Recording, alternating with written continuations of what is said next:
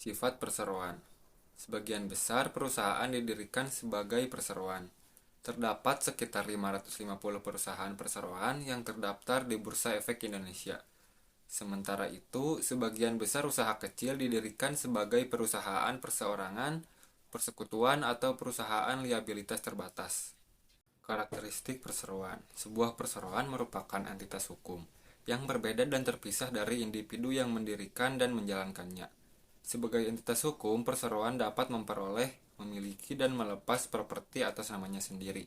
Selain itu, juga dapat memiliki liabilitas dan membuat perjanjian dengan pihak lain.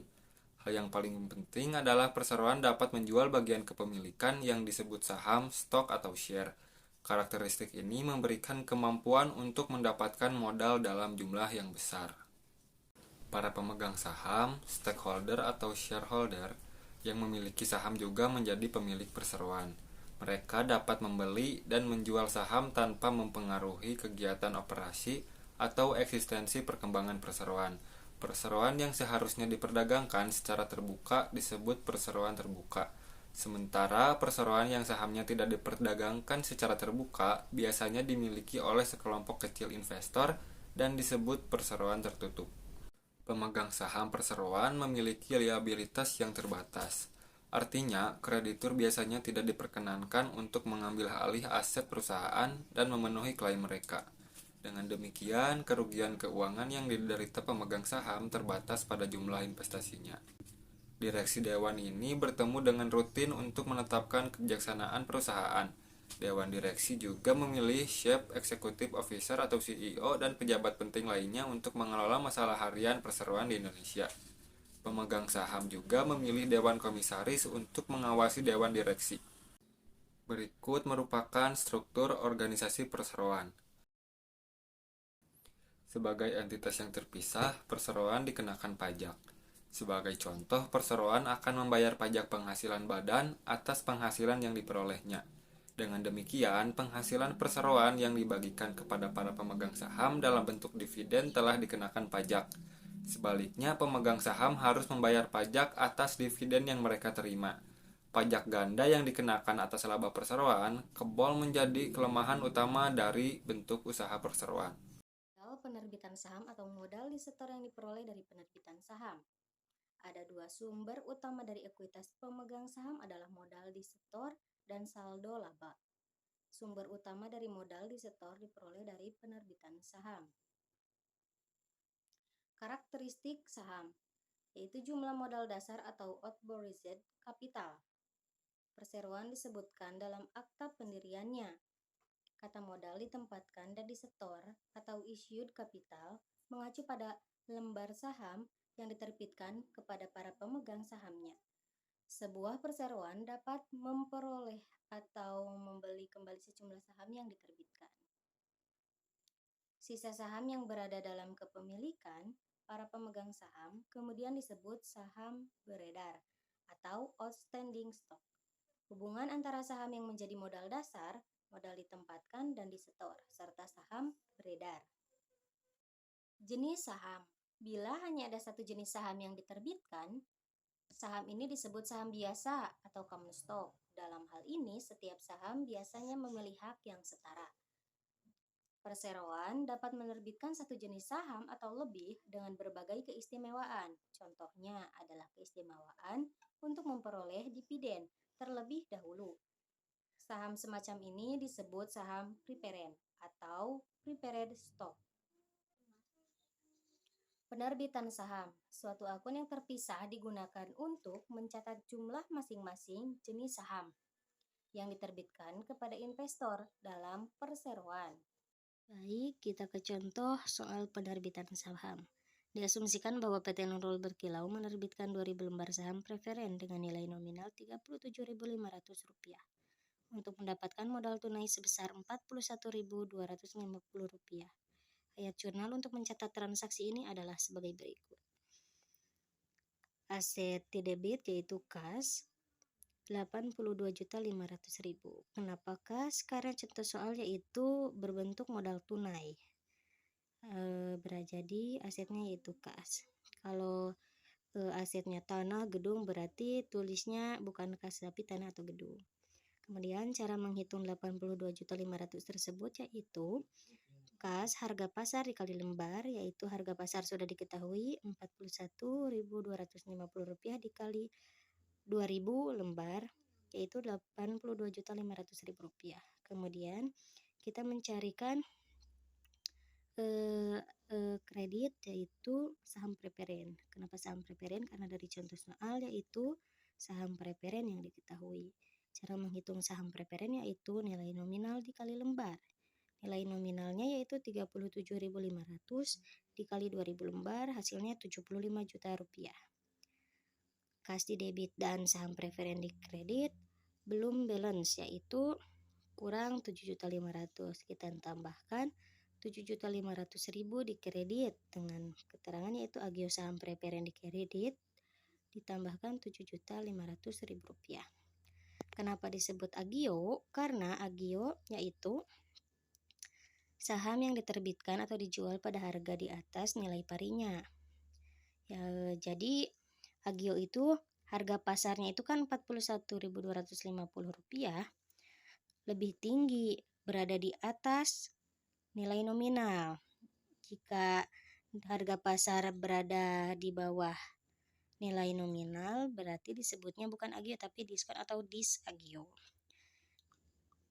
Cara penentuan 7.500.000 agio saham preferen tadi juga bisa dihitung dengan cara saham preferen yaitu harga pasar dikurangi nominal dikali lembar, yaitu harga pasar sudah diketahui, nominal sudah diketahui, dan dikali 2.000 per lembar, hasilnya Rp7.500.000, sehingga hasilnya menjadi balance.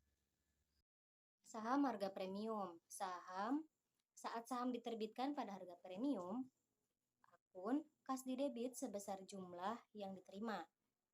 Saham biasa dan saham preferen kemudian dikredit sebesar nilai parinya. Kelebihan jumlah yang dibayarkan di atas parinya merupakan bagian dari total investasi pemegang saham dalam perseroan. Dengan demikian, kelebihan di atas nilai pari harus digolongkan sebagai bagian dari modal distor. Akun bernama premi saham biasanya dikreditkan sebesar jumlah selisih tersebut. Kita ke contoh pertama, saham harga premium. Sebagai contoh, diasumsikan bahwa PT Unggul Sentosa menerbitkan 2.000 lembar saham preferen dengan nilai pari Rp50.000 untuk mendapatkan modal tunai sebesar Rp55.000. Ayat jurnal untuk mencatat transaksi ini adalah sebagai berikut. Aset debit di kas yaitu 110 juta. Cara penghitungannya yaitu kas yaitu harga pasar dikali lembar. Harga pasar sudah diketahui Rp55.000 dari contoh soal dikali 2.000 lembar, hasilnya Rp110 juta. Kemudian kita mencari saham preferen di kredit. Kenapa saham preferen? Karena dari contoh soalnya menerbitkan lembar saham preferen, kita tulis di kredit saham preferen sebesar 100 juta. Cara penghitungannya yaitu nominal dikali lembar. Nominalnya di contoh soal 50.000 dikali 2.000 lembar, hasilnya 100 juta. Kas dengan saham preferen debit di kredit itu belum balance karena 110 juta dengan 100 juta. Kemudian kita tambahkan premi saham atau saham preferen sebanyak, kelebihannya yaitu 100 juta ditambah 10 juta. Biar hasilnya balance, karena premi itu sendiri yaitu kelebihan jumlah yang dibayarkan di atas nilai pari atau tambahan. Berarti kita tambahkan atau kita lebihkan uang 10 juta ini agar balance dengan 110 juta rupiah. Contoh kedua, saham harga premium. Sebagai contoh, diasumsikan bahwa perseroan memperoleh tanah yang tidak dapat ditentukan nilai pasar wajarnya dengan mempertukarkan 10.000 lembar saham biasa dengan nilai pari Rp10.000. Diasumsikan saham memiliki nilai pasar saat ini sebesar Rp12.000 per lembar. Transaksi ini akan dicatat sebagai berikut. Aset di debit yaitu tanah. Kita tulis tanah karena dalam contoh soal perseroan memperoleh tanah, yaitu seharga 120 juta. Cara penghitungannya yaitu harga pasar dikali lembar. Harga pasar sudah diketahui 12.000 dan lembarnya sudah diketahui 10.000. Hasilnya 120 juta rupiah, kita tulis di debit. Kemudian untuk pencarian kredit yaitu kita tulis saham biasa karena di contoh soal sudah diketahui saham biasa. Kita tulis saham biasa dengan rumus nominal dikali lembar. Nominal sudah diketahui Rp10.000 dikali 10.000 lembar, hasilnya 100 juta. Kemudian kita mencari 100 juta di kredit dan 120 juta di debit, belum balance. Berarti kita harus mencari premi saham atau saham biasa. Kekurangan dari kredit yaitu 20 juta. Premi juga disebut premi saham yaitu kelebihan jumlah yang dibayarkan di atas nilai pari. Berarti kita harus tulis premi saham atau saham biasa di kredit 20 juta sehingga hasilnya balance. Saham tanpa nilai pari di beberapa negara tetapi bukan di Indonesia. Baik saham preferen maupun saham biasa dapat diterbitkan tanpa nilai pari. Saat saham semacam ini diterbitkan, kas di debit dan seluruh hasil yang diterima dikreditkan ke akun saham biasa. Hal ini adalah wajar meskipun harga yang diterbitkan berbeda-beda dari waktu ke waktu. Selanjutnya kita ke contoh soal saham tanpa nilai pari. Sebagai contoh, diasumsikan sebuah perseroan pada 9 Januari menerbitkan 10.000 lembar saham biasa tanpa nilai pari seharga Rp40.000 per saham dan pada 27 Juni menerbitkan 1.000 lembar saham tambahan seharga Rp36.000. Ayat jurnal untuk mencatat saham tanpa nilai pari adalah sebagai berikut. Kita tulis pada tanggal 9 Januari dulu. Kita tulis aset di debit kas yaitu 400 juta. Dari hitungan yaitu rumusnya harga pasar dikali lembar. Harga pasar kan sudah diketahui yaitu Rp40.000. Nilai parinya seharga Rp40.000. Dikali 10.000 lembar karena pada tanggal 9 Januari yaitu hasilnya Rp400 juta. Kemudian untuk penulisan kredit kita tambahkan saham biasa karena dalam contoh soal saham yang kita bahas yaitu saham biasa. Kita tulis di kredit keterangan saham biasa di kredit agar balance dengan debit yaitu sama Rp400 juta. Kemudian pada tanggal 27 Juni asetnya sama yaitu menambah di kas debitnya 36 juta yaitu perhitungan dari 36.000 dikali 1.000 karena pada tanggal 27 Juni menerbitkan 1.000 lembar saham tambahan seharga 36.000. Jadi 36.000 dikali 1.000 hasilnya 36 juta. Kemudian agar balance kita tulis keterangan di kreditnya yaitu sama dengan 36 juta dengan penulisan saham biasa. Kemudian keterangannya yaitu menerbitkan 1.000 lembar saham biasa tanpa nilai pari seharga Rp36.000. Kemudian dari data di atas mengharuskan seluruh hasil yang diterima dari penerbitan saham tanpa nilai pari dicatat sebagai nilai yang tertera per lembar saham. Nilai yang tertera dicatat seperti nilai pari dan selisih hasil yang diterima atas nilai yang tertera dikreditkan ke akun premi saham atas nilai yang tertera. Sebagai contoh, diasumsikan bahwa dalam contoh sebelumnya saham tanpa nilai pari diberikan nilai yang tertera. Kita tambahkan nih nilai parinya. Soalnya dari contoh di atas tidak diketahui nilai parinya. Kita tambahkan asumsikan Rp25.000. Penerbitan saham pada tanggal 9 Januari dan 27 Januari dicatat sebagai berikut. Baik, ayat jurnalnya kita tulis yaitu Januari tanggal 9, kasnya itu sudah diketahui Rp400 juta. Kemudian kita tulis karena di atas nilai parinya tidak diketahui sehingga kreditnya hanya saham biasa saja. Kita hitungkan, sekarang kita cari saham biasanya yaitu 25.000 sudah diketahui karena mencari saham biasa yaitu nominal dikali lembar. Nominal parinya kita sudah diketahui yaitu 25.000, diasumsikan 25.000 dikali saham dikali per lembar tadi dari contoh di atas, yaitu 10.000 lembar rupiah pada tanggal 9 Januari. Jadi 25.000 dikali 10.000 hasilnya 250 juta rupiah. Kemudian debit dan kredit belum balance karena kas di debit 400 juta, sedangkan saham biasa baru mendapat 250 juta rupiah. Kemudian kita tulis tambahan atau kelebihan jumlah yang dibayarkan di atas nilai pari. Kita tambahkan nilai 250 juta ditambahkan 150 juta rupiah. Jadi penulisan di kredit ditambahkan premi saham atas nilai yang tertera ditambah 150 juta rupiah sehingga hasilnya balance. Kemudian kita lanjut pada tanggal 27 Januari nilai parinya sama, asumsikan 25.000. Dan nilai per lembarnya yaitu pada tanggal 27 Januari yaitu 1.000. Kita masukkan ke ayat jurnal yaitu pada 27 Juni yaitu kasnya 36 juta rupiah. Saham biasa di kredit 25 juta dari perhitungan nilai pari tadi diasumsikan 25.000 dikali 1.000 lembar dari contoh soal hasilnya 25 juta rupiah.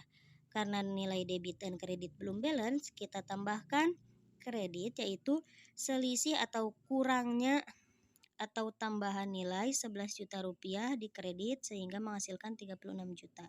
Penulisannya yaitu premi saham atas nilai yang tertera kita tambahkan atau lebihkan 11 juta rupiah sehingga hasilnya balance 36 juta rupiah. Oke, materi ketiga yang akan saya sampaikan yaitu mengenai akuntansi untuk dividen. Nah, apa itu dividen?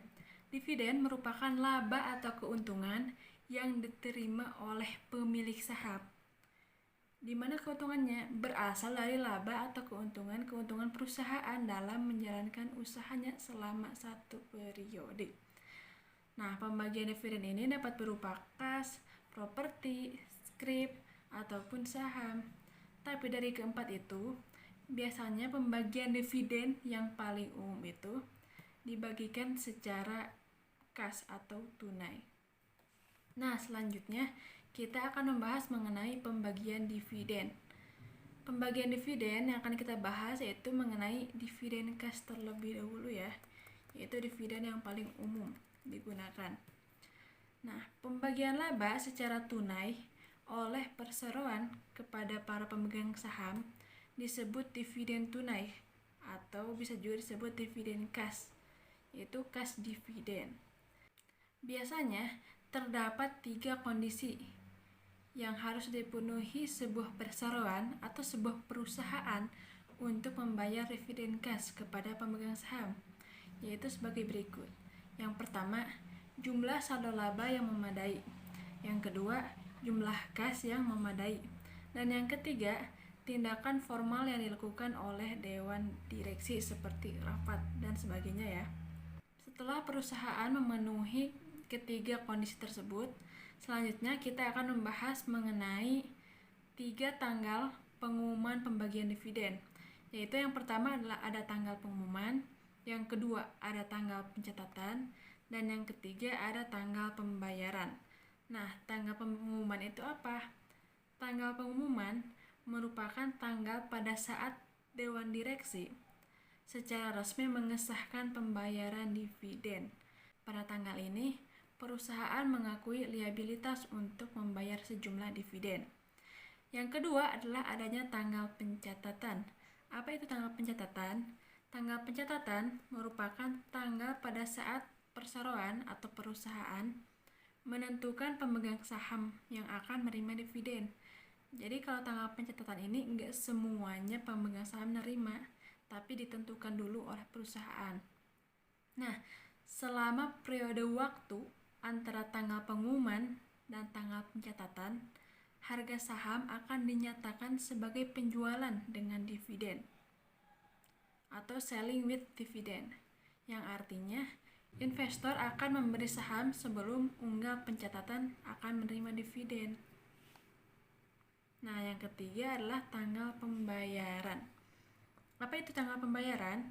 Tanggal pembayaran merupakan tanggal pada saat perseroan atau perusahaan akan membayar dividen kepada para pemegang saham yang memiliki saham pada saat tanggal pencatatan. Nah, selama periode waktu antara tanggal pencatatan dan tanggal pembayaran, harga saham akan dinyatakan sebagai penjualan tanpa dividen atau selling ex dividend. Ini artinya, sejak tanggal pencatatan berlalu, investor baru tidak akan menerima dividen. Kita akan membahas contoh soal mengenai dividen kas atau dividen tunai. Adalah sebagai berikut. Diasumsikan bahwa pada tanggal 1 Oktober, si PT Adidaya Prima ini mengumumkan dividen kas dengan tanggal pencatatan yaitu tanggal 10 November, sedangkan tanggal pembayaran yaitu tanggal 2 Desember. Sebelum kita masuk ke jurnal, kita harus menentukan dulu total dividennya yang akan dibagikan, yaitu kita tulis sebagai berikut. Saham Preven nilai parinya senilai 100.000, yang mana lembar saham beredarnya itu ada sebanyak 5.000. Di sini kita tulis dividen per lembarnya itu senilai 2.500. Nah, di mana ini totalnya? Menghasilkan 12.500 dari 5.000 dikali 2.500 menghasilkan nilai 12.500. Nah, yang kedua adalah saham biasa, nilai parinya senilai 10.000. Sedangkan lembar saham yang beredarnya ada 100 lembar. Kita lihat di sini dividen per lembarnya itu ada 300 perak. Sehingga dihasilkan 100 lembar, ini 100.000 dikali 300 menghasilkan nilai 300 juta. Nah, sudah begini, kita tambahkan aja untuk mencari totalnya. Jadi 12.500.000 dikali 30 juta menghasilkan 42.500.000. Oke, sesudah kita mengetahui total dividennya, kita langsung masuk ke jurnalnya. Pada tanggal 1 Oktober, yaitu tanggal pengumuman, PT Adidaya Prima mencatat jurnalnya sebagai berikut. Nah, di sini kita seperti biasa ditulis bulannya, lalu tanggalnya. Nah, di sini di debit ditulis dividen kasnya. Dividen kasnya itu yang tadi yang total ini ada 42.500.000 di debit. Sedangkan di kreditnya ditulis utang dividen kas sebanyak 42.500.000 juga. Yang ini tuh merupakan tanggal pengumuman ya, yang mana mengumumkan dividen kas.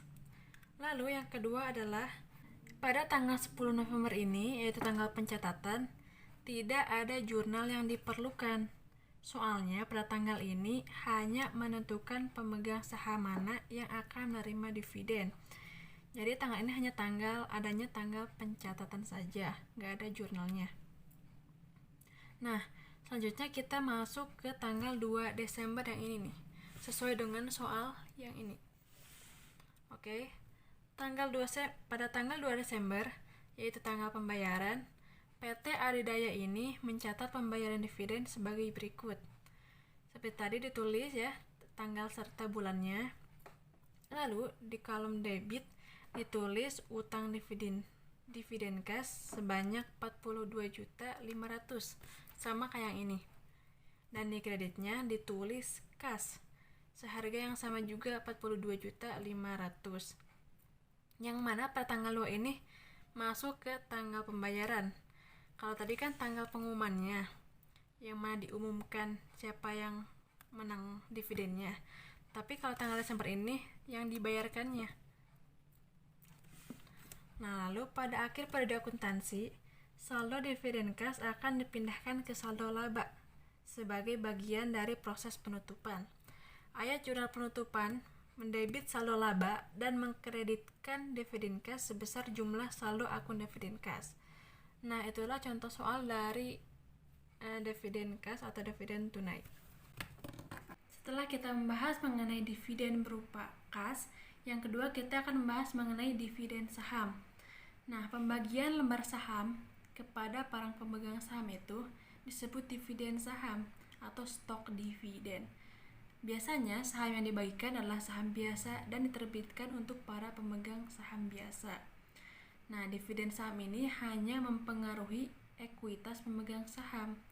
Pengaruh dividen saham terhadap pemegang saham dari perseroan yang menerbitkan saham adalah memindahkan saldo laba ke modal disetor. Untuk perseroan atau perusahaan terbuka, jumlah yang dipindahkan dari saldo laba ke saldo modal disetor biasanya merupakan nilai wajar atau nilai pasar dari saham yang diterbitkan dalam dividen saham. Kita akan membahas mengenai contoh soal dividen saham. Oke, langsung saja. PT Buana Dharma memiliki 150.000 lembar saham yang beredar dengan nilai parinya senilai 100.000. Pada tanggal 14 Juni, PT Buana Dharma ini mengumumkan dividen saham sebesar 4% untuk diterbitkan pada tanggal 15 Agustus kepada para pemegang saham, yang mana dicatat pada tanggal 1 Juli. Harga saham pada tanggal 14 Juni adalah senilai 110.000 per lembarnya.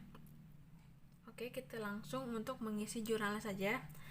Yang pertama ditulis tanggal beserta bulannya sesuai dengan soal. Yaitu di sini tulis Juni tanggal 14, dividen saham senilai 660 juta. Dari mana 660 juta? Yaitu yang dari ini, lembar saham yang dimiliki PT Buana Dharma dikalikan 4%, yaitu dividen saham, juga dikalikan 110.000, yaitu harga pasar saham, menghasilkan nilai 660 juta. Lalu di sini ditulis dividen saham yang dibagikan senilai 600 juta. Dari mana 600 juta? Dari 6.000 dikali 100.000. 6.000 dari mana? Hasil dari 150 lembar saham yang dimiliki PT Buana Dharma dikalikan 4%, sehingga menghasilkan hasil 6.000. 100 dari mana? Dari sini, dari nilai parinya. Lalu kita tulis premis saham, yaitu saham biasa. Seharga yang ini 660 juta dikurangi 600 juta, menghasilkan nilai 60 juta. Jadi premis saham dividen saham dikurang dividen saham yang dibagikannya, menghasilkan ini. Oke, kita masuk ke tanggal 1 Juli. Nah, pada tanggal 1 Juli ini tidak ada ayat jurnal yang perlu dibuat, karena pada tanggal ini hanya ada pencatatan saja gitu. Lanjut, kita masuk ke tanggal 15 Agustus, tanggal diterbitkan dividennya. Lalu kita tulis di sini, dividen saham yang dibagikan sebesar 660 juta, sesuai sama yang ini. Sedangkan di kreditnya, saham biasanya ditulis 600 juta. Sama juga sesuai nama ini ya. Nah, pada tanggal 15 ini bisa disebut sebagai tanggal pembayaran, karena pada tanggal ini itu pada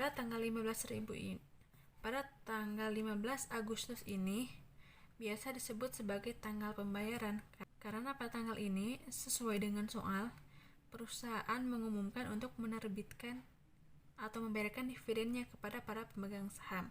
Nah, itulah contoh soal dari dividen saham. Transaksi saham treasure. Pengertian saham treasure. Saham treasure atau disebut dengan treasure stock adalah saham yang telah diterbitkan oleh perusahaan dan kemudian dibeli kembali oleh perusahaan dari peredaran untuk sementara waktu atau selamanya.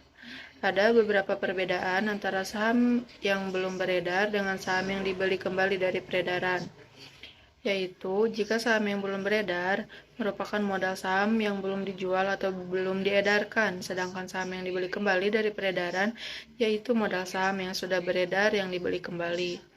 Adapun beberapa alasan pembelian saham treasure, yaitu yang pertama untuk menaikkan harga pasar saham, yang kedua untuk dijual kembali pada karyawan perusahaan, yang ketiga untuk diterbitkan kembali sebagai bonus untuk karyawan, yang keempat untuk menukar surat-surat berharga perusahaan lain. Selanjutnya, ada dua metode mencatat transaksi treasury stock. Yang pertama dengan metode nilai nominal, Metode ini menganggap pembelian kembali saham yang beredar merupakan penghentian peredaran sebagian saham yang beredar. Treasury stock yang dibeli dicatat sebagai berikut. Yang pertama, penerbit rekening saham treasury sebesar nilai nominal saham yang dibeli. Contoh soal, pada tanggal 13 Februari 2019, perseroan memberi 1000 lembar saham biasanya seharga 45.000 per lembar, maka jurnalnya saham treasury didebit sebesar 45 juta dan kas dari hasil membeli 1000 lembar saham treasury seharga 45.000 dikredit dengan jumlah 45 juta. Yang kedua, ada metode harga perolehan atau disebut dengan metode biaya. Metode ini biasa digunakan di Indonesia. Adapun beberapa cara mencatat saat menggunakan metode biaya. Yang pertama, pada saat akuisisi saham treasury, akun saham treasury dicatat di debit sebesar biaya perolehannya dan saham treasury dikurangkan pada modal perusahaan, yaitu mengurangi jumlah modal. Contoh soal, pada tanggal 2 Februari PT ABC melakukan rekuisisi saham sebanyak 5.000 lembar saham dengan harga 3.500. Jurnalnya saham treasury 17.500.000 didebit dan kasnya 17.500.000 dikredit. Materi selanjutnya yaitu mengenai ekuitas pemegang saham. Ekuitas pemilik dalam perseroan biasanya disebut ekuitas pemegang saham, investasi pemegang saham, atau modal. Dalam laporan posisi keuangan perseroan, bagian ekuitas pemegang saham yaitu memiliki dua sumber. Sumber yang pertama yaitu modal yang diinvestasikan ke perseroan oleh pemegang saham disebut modal di store. Sumber yang kedua adalah laba neto ditahan dalam bisnis atau juga bisa disebut sebagai saldo laba. Lalu ada pelaporan ekuitas pemegang saham. Ialah bentuk lainnya dapat digunakan untuk melaporkan ekuitas pemegang saham sebagai tambahan perubahan dalam saldo laba dan modal di setor dapat dilaporkan di laporan terpisah atau di catatan atas laporan keuangan. Lalu selanjutnya yaitu mengenai ekuitas pemegang saham di laporan posisi keuangan. Perubahan yang signifikan dalam ekuitas pemegang saham dalam suatu periode dapat disajikan baik di laporan ekuitas pemegang saham atau dalam catatan atas laporan keuangan. Sebagai tambahan, hak dan keistimewaan dari berbagai jenis saham yang beredar harus diungkapkan. Contoh jenis informasi yang harus diungkapkan termasuk keistimewaan dividen dan likuidasi, hak konversi, dan hak untuk menempuh saham. Informasi sejenis ini dapat diungkapkan pada bagian depan laporan posisi keuangan atau dalam catatan atas laporan keuangan. Selanjutnya, pelaporan saldo laba. Perubahan saldo laba dapat dilaporkan dalam laporan saldo laba yang terpisah. Saat laporan saldo laba yang terpisah disiapkan, saldo awal saldo laba dilaporkan, kemudian ditambahkan laba neto atau dikurangi rugi neto dan dikurangi dividen untuk mendapatkan saldo akhir saldo laba pada periode tersebut. Lalu mengenai laporan ekuitas pemegang saham. Jika perubahan dalam ekuitas pemegang saham hanya terjadi pada laba neto atau rugi neto dan dividen, maka laporan saldo laba saja sudah mencukupi. Akan tetapi saat perseroan juga mengalami perubahan dalam saham dan akan modal di setor lainnya, biasanya disiapkan laporan ekuitas pemegang saham. Selanjutnya kita akan beralih kepada contoh soal. Contoh soal di sini yaitu bagian ekuitasi pemegang saham kedai kopi dalam laporan posisi keuangan per 31 Desember 2016 adalah sebagai berikut. Diketahui yaitu yang pertama ada saham preferen 10% dan nilai parinya yaitu 50.000 dan nominalnya yaitu 300 juta. Lalu yang kedua ada premi saham treasury. Nominalnya yaitu sebesar 50 juta. Lalu ada saham biasa nilai parinya yaitu 20.000 dan nilainya yaitu 900 juta. Lalu ada premi saham biasa nominalnya yaitu 1.450 juta. Lalu ada saldo laba 1.200.300.000. Lalu ada dikurangi saham treasury 46 juta. Maka di sini ada modal disetor. Yang pertama yaitu ada saham preferen 10% dengan nilai dari 50.000. 6 lembar ditempatkan dan disetor. Nominalnya yang telah kita ketahui yaitu 300 juta. Premi saham preferen diketahui juga 50 juta, maka 300 juta ditambah 50 juta yaitu 350 juta. Lalu ada saham biasa dengan nilai pari 20.000. Modal dasarnya yaitu 50.000 lembar, tetapi yang diterbitkan 45.000 lembar. Nominalnya di sini telah diketahui bahwa 900 juta. Premi saham biasa yaitu 1.450 juta.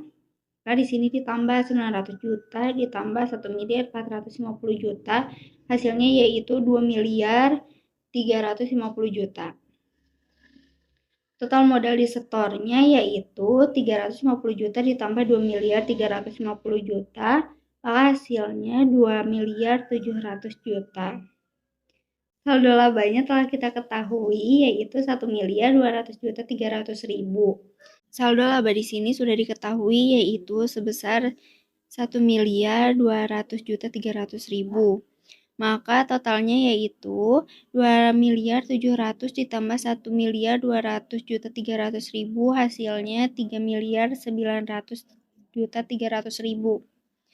Lalu diketahui juga dikurangi saham treasury 1 lembar pada biaya yaitu senilai 46 juta, maka total ekuitas pemegang saham di sini 3.854.300.000.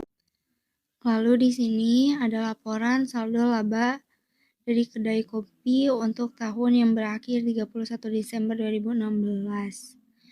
Saldo laba 1 Januari 2016 itu 852.700.000. Laba neto juga sudah diketahui bahwa bernilai 421.600.000. Dikurangi dividen saham preferen 30 juta, saham biasa 44 juta. 30 juta ditambah 44 juta hasilnya 74 juta. Maka 421.600.000 dikurangi 74 juta yaitu 347.600.000, yaitu kenaikan pada saldo laba. Maka saldo laba pada saat 31 Desember 2016 yaitu senilai 1.200.000 saat pada posisi laporan keuangan tadi bahwa saldo laba sudah diketahui senilai 1.200.300.000. Selanjutnya yaitu laporan ekuitas pemegang saham. Nah, di sini yang pertama yaitu ada saham preferen, ada saham biasa, ada tambahan modal disetor, ada saldo laba, saham treasury, dan total. Lalu di sini saldonya pada tanggal 1 Januari 2016 pada saham preferen yaitu sebesar 300 juta. Lalu selanjutnya pada saham biasa saldo pada 1 Januari 2016 terdapat 800 juta. Lalu tambahannya ada 100 juta. Lalu ada tambahan modal disetor yaitu pada tanggal 1 Januari sebesar 1.325 juta. Tambahannya 175 juta sudah diketahui dari soalnya. Lalu ada saldo laba yaitu pada tanggal 1 Januari 2016 sebesar yaitu 852.700.000. Laba neto sebesar 421.600.000. Dividen pada saham preferen 30.000, dividen pada saham biasa 44.000. Maka saldo pada saat tanggal 31 Desember 2016 yaitu sebesar 1.200.300. Maka saldo pada saat 31 Desember 2016 yaitu sebesar 1.200.300.000. Saham treasury pada tanggal 1 Januari terdapat saldo 36 juta. Lalu ada pembelian saham treasury sebesar 10 juta, maka hasilnya saldo yang ada pada tanggal 31 Desember 2016 yaitu sebesar 46 juta. Totalnya maka pada saldo 1 Januari sebesar 3.241.700. Laba netonya 421.600. Dividen pada saham preferen 30 juta. Penerbitan saham biasa 44 juta. Penerbitan saham biasa tambahan sebesar 275 juta. Pembelian saham treasury sebesar 10 juta. Maka totalnya 3.854.300 sama seperti hasil yang ada pada laporan keuangan yang pertama. Bisa dilihat teman-teman, kita kembali lagi kepada laporan posisi keuangan. Nilai tadi sama hasilnya dengan total ekuitas pemegang saham. Terima kasih, sekian pada materi pelaporan ekuitas pemegang saham yang saya dapat sampaikan. Di sini saya akan menjelaskan mengenai pemecahan saham. Kadangkala perseroan mengurangi nilai pari atau nilai yang tertera dari saham biasa dan menerbitkan sejumlah tambahan saham secara proporsional. Saat hal ini dilakukan, perseroan dikatakan memecah saham mereka dan prosesnya disebut pemecahan saham atau bisa disebut stock split. Saat saham dipecah, pengurangan nilai pari atau nilai yang tertera memengaruhi seluruh saham, termasuk saham yang belum diterbitkan dan saham treasury. Tujuan utama dari pemecahan saham adalah untuk menurunkan nilai pasar per lembar saham. Hal ini seharusnya lebih menarik minat investor untuk memasuki pasar saham dan memperluas jenis dan jumlah pemegang saham. Sebagai contoh, diasumsikan bahwa PT Mahardika memiliki 10.000 lembar saham biasa yang beredar dengan nilai pari Rp100.000 dan dengan nilai pasar saat ini sebesar Rp150.000 per lembar. Dewan Direksi mengumumkan pemecahan saham sebagai berikut. Yang ke-1, setiap pemegang saham biasa akan menerima 5 lembar saham untuk setiap saham yang dimiliki. Pemecahan ini disebut pemecahan saham 5 untuk 1, oleh karenanya jumlah saham menjadi 50.000 lembar atau 10.000 lembar dikali 5. Yang kedua, setiap nilai pari per lembar saham biasa akan turun menjadi Rp20.000 atau Rp100.000 dibagi 5. Nilai pari saham biasa yang beredar adalah sebesar Rp1 juta baik sebelum maupun setelah pemecahan saham. Baik, nama saya Rizky Ramadan, saya akan menjelaskan tentang analisis.